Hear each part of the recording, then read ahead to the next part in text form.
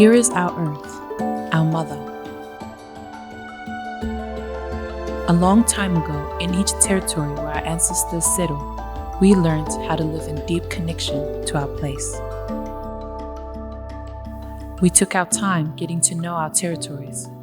We listened, learned, and found love and deep reverence for our place and for our mother.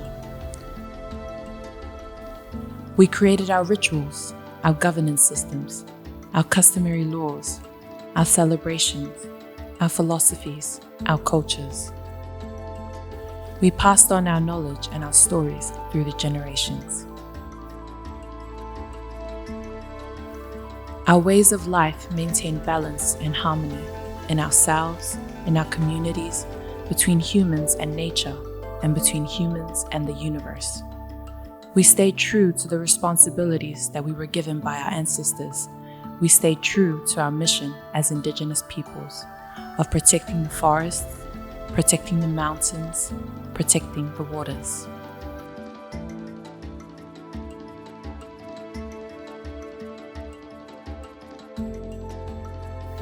And today, many of us indigenous peoples continue on this path.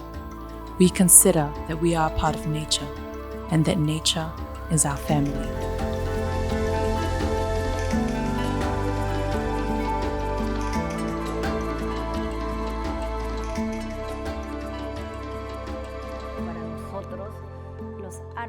For us, trees have spirit. Animals, water are living beings. They are a part of us and we are a part of them. Because our hills have names, our waters have identity. We are the voice of the trees, the voice of the animals and water.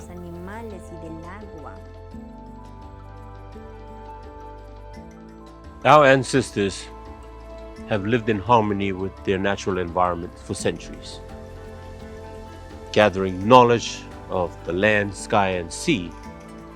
And this knowledge have helped them survive the different moods of Mother Earth. Today, we recognize that this knowledge system is also the solution to the social issues, the climate and environmental problems that we are facing now.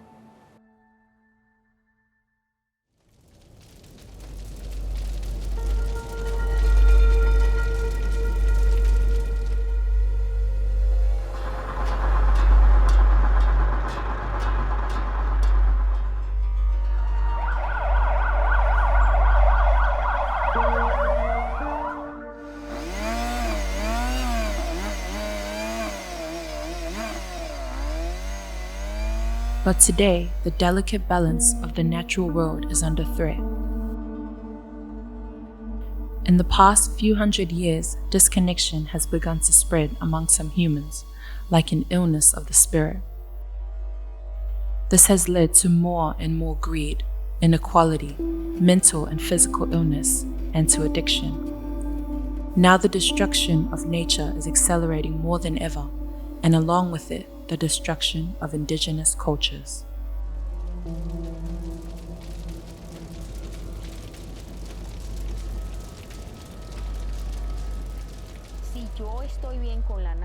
If I respect nature, then nature also gives to me, protects me. If there are more trees, there's more water. They give me food, they give me life. Nature is wise, intelligent. God made everything as it should be. But we are now disconnecting from nature. We are separating ourselves from the spiritual part. The value of respect for Mother Earth is being lost.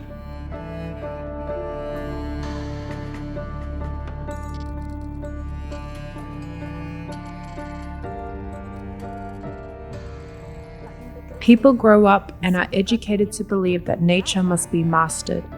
We are losing our connection with the earth. We are no longer thinking of her. We no longer feel her heart.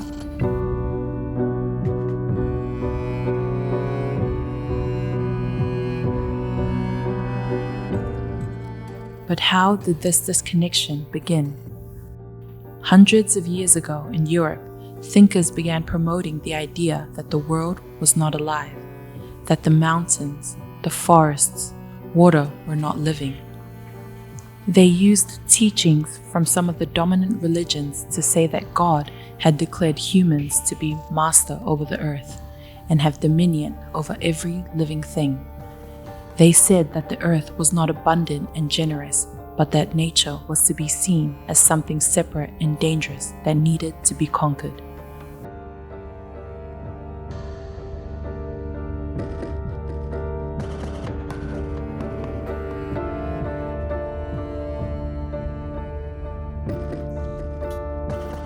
Before the colonial invasion, everything was clean. Everything was healthy. The forests were very well cared for by our ancestors.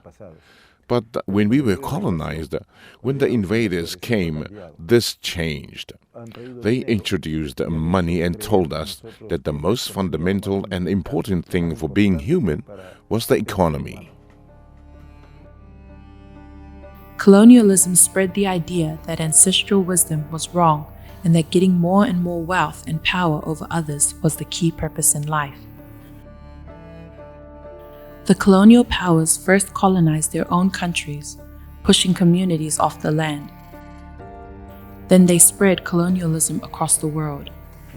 They developed their own countries from wealth they stole from the lands they colonized.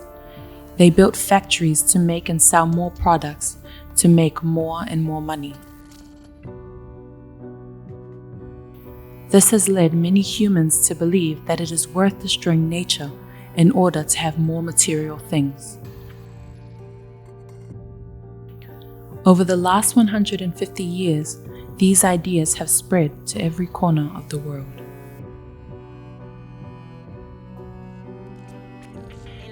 In the history of conquest and colonization, it is always the same, just that they change their disguise in each era. We continue to see people dominating others, sometimes with weapons, sometimes with economic power, sometimes with corporate power. These are just new ways of colonialization.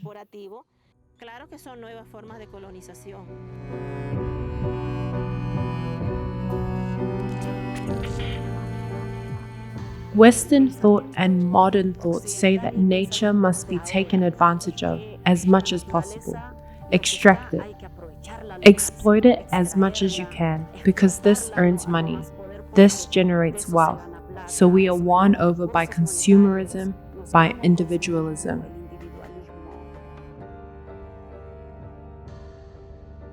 Short-term thinking, forgetting the future generations, an inability to live within nature's limits, an ongoing shift from the collective to the individual and from the spiritual to the material. All this has led to a speeding up of humanity's demands on nature and brings us to the present day and the overexploitation of Mother Earth's resources on an unimaginable scale.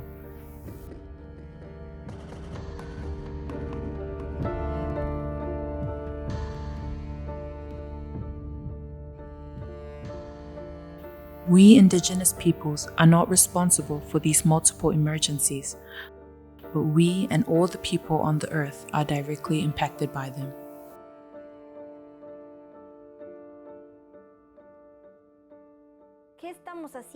What are we as human beings doing? We are not doing real actions. We are fooling ourselves.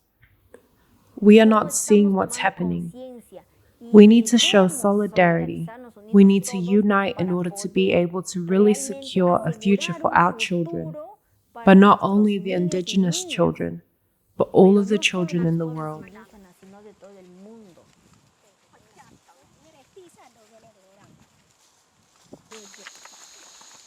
One way that we are being impacted is through the destruction of our cultures.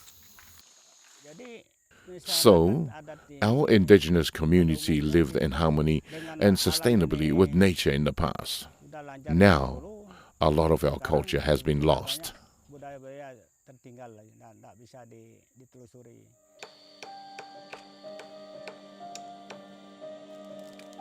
Right now, there is a cultural crisis. We are losing the social fabric, the cultural fabric, and also the spiritual fabric of the connection that we had with nature.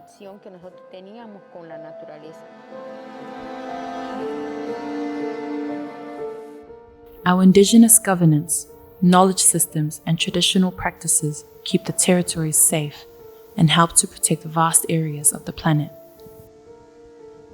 But all over the world, these systems have been weakened as we have been colonized, displaced, discriminated against, and assimilated.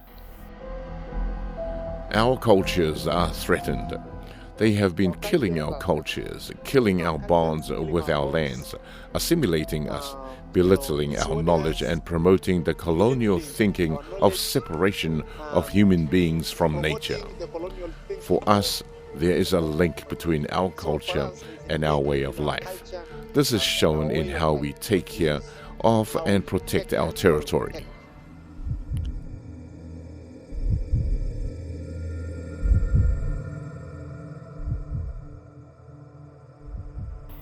Every 2 weeks, a language dies in the world when the last speaker passes away. Over half of languages spoken today are predicted to disappear this century.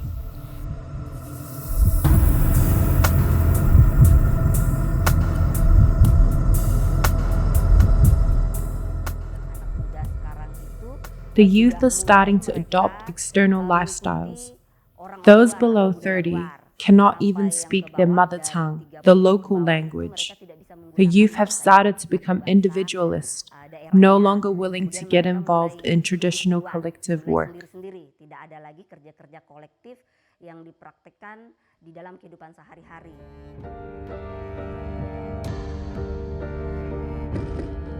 Unfortunately, indigenous people are at odds with themselves.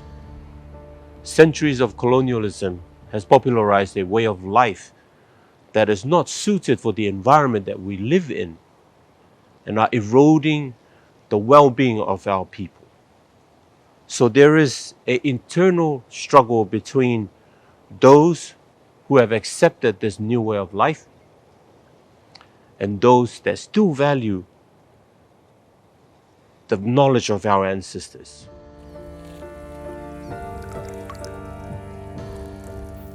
All this cultural loss is closely related to the destruction of the natural world as our lands are taken over for infrastructure and agro-industrial developments. Your rhythm of life has changed. For example, when an important or sacred place is destroyed, then your connection is no longer the same, and for that reason, people feel that their worldview is being ripped away from them, that they are being thrown off their territory.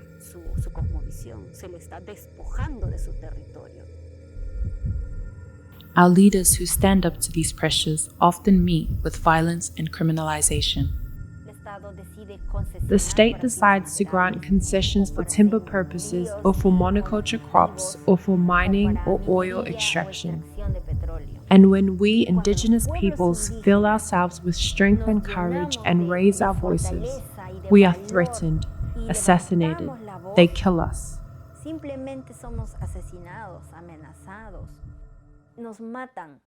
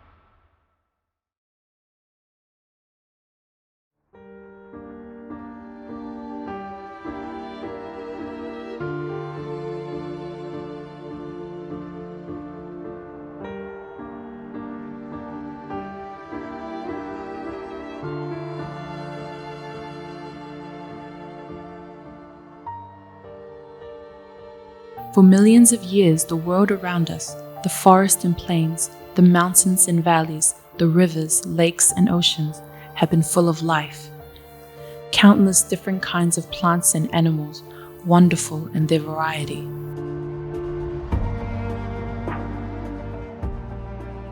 As humans, we have always relied entirely on this abundance of nature, and it relies on diversity to thrive.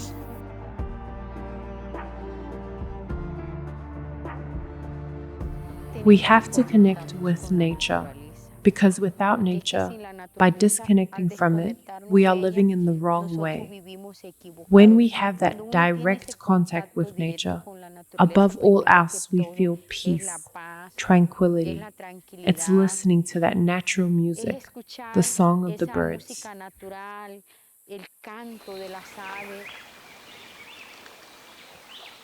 82% of the world's biodiversity is within indigenous territories.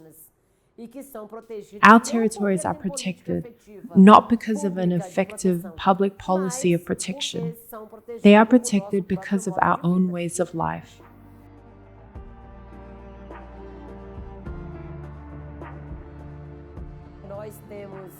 We have an immense diversity of native vegetation biomes that need to be valued, that need to be restored, that need to be respected, so people need to go back to where the meaning of life is to protect Mother Earth, to protect the forest, to protect biodiversity, without which life on planet is not possible.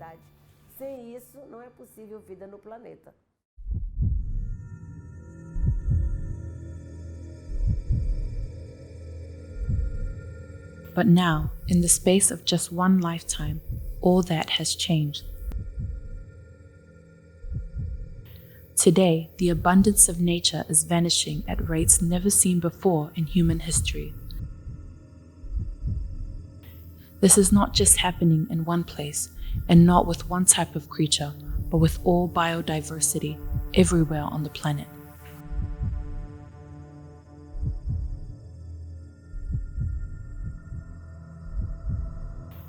In the last 50 years, human activities has on average killed 7 out of every 10 birds, mammals, amphibians, and reptiles. Many species face extinction, which is when the last individual of that species dies and the whole species is lost forever. Extinction of species has happened before, but what is different this time is the speed and the scale of the extinctions.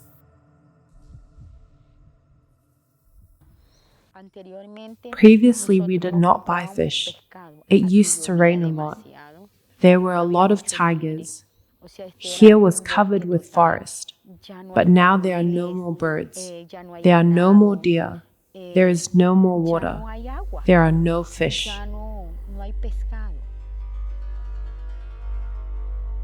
The destruction of nature is happening everywhere, in forests, on mountains, in rivers, and in the oceans.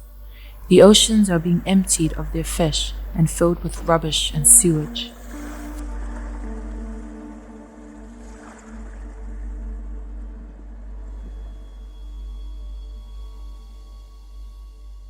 For the first time in our history, Mother Nature is no longer stable. Human beings have destroyed this balance, and if we do not change, we too face extinction.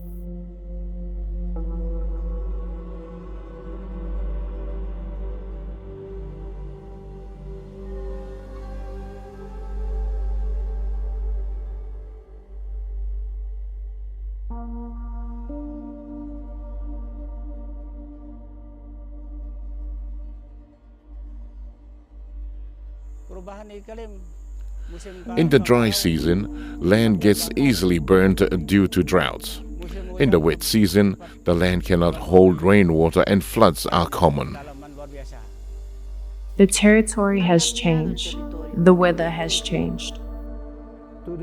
All of these problems are caused by climate change. The world is heating up, causing droughts and floods around the world, and it is because of human activity over the last 200 years. Greenhouse gases such as carbon dioxide trap the sun's heat around the earth.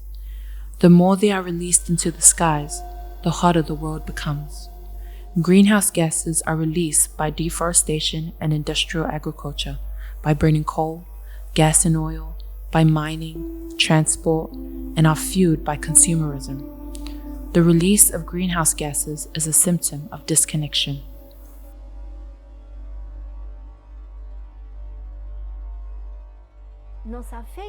Climate change affects us directly. Why? Because we live here. This is our home.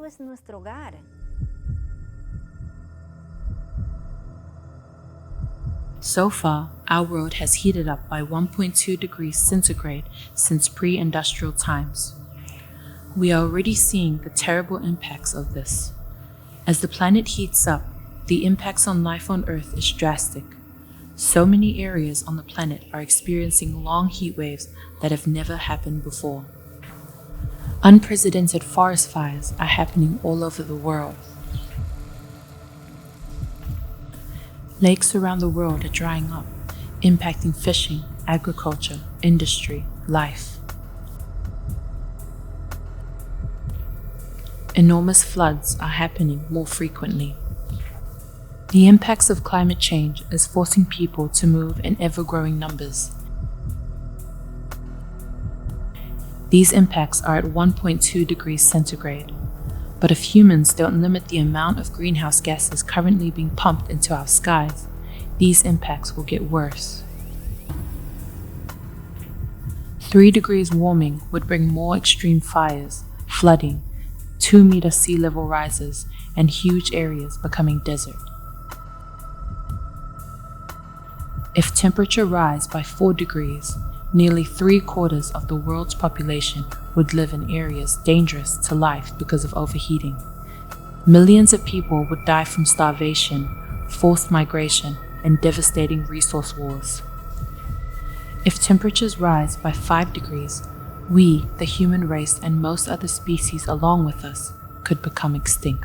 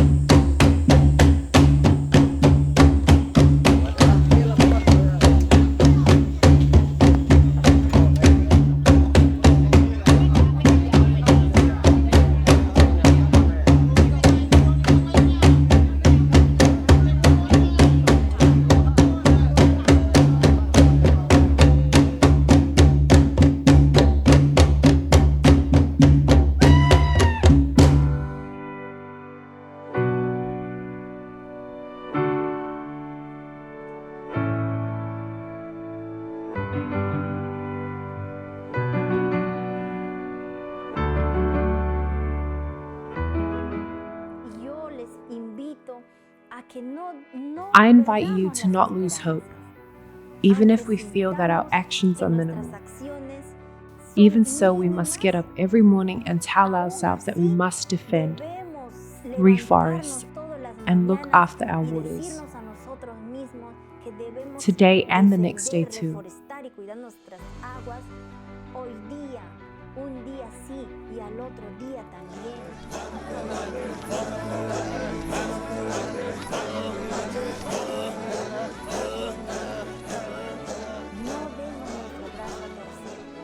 Let's not give in. Although it is true that we have been resisting for many years, the time has come for us to rise up in revolution. But in revolution of thought and revolution of feeling.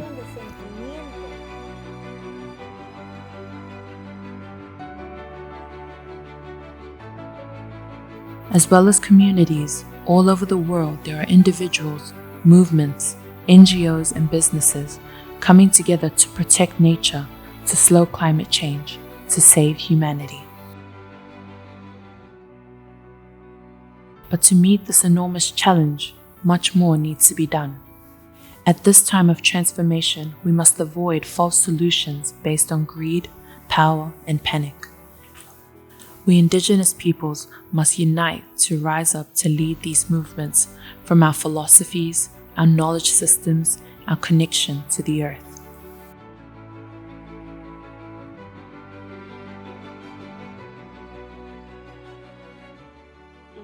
So there is a need to recover our connection to the heart of the earth, to the heart of the water.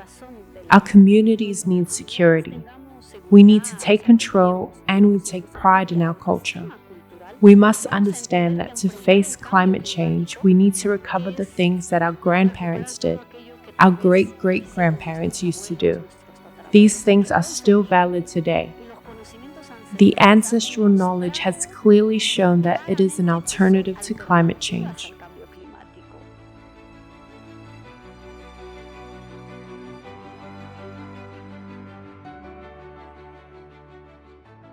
The significance of indigenous people in the context of the crisis faced globally is that we, indigenous people, are an inspiration to all the people across the globe.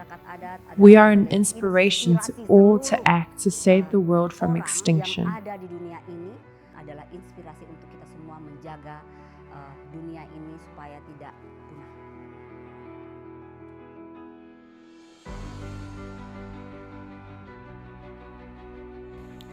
Don't stay silent. Indigenous peoples must rise up with all our might.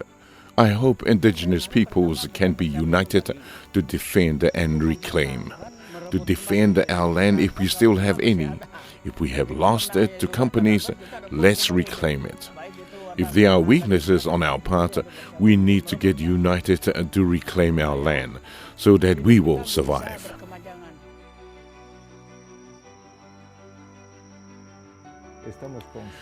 We are aware that we have to look to our past, to look at what our ancestors have done to take care of nature with their own systems of government, their own education systems, their own health systems, their own agricultural systems.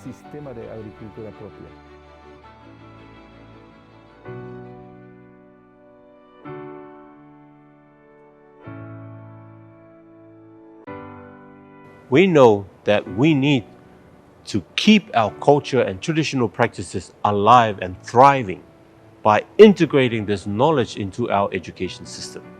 But first and foremost, we need to convince our people, and especially our leaders, that this is the pathway that we should be on.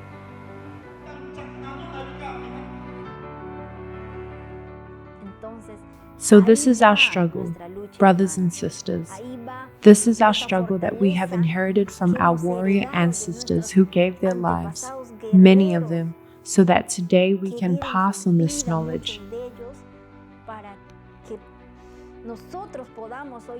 It is our duty to pass on this wisdom to our children so that they will be our future successors and defenders of the natural resources that exist in our territories.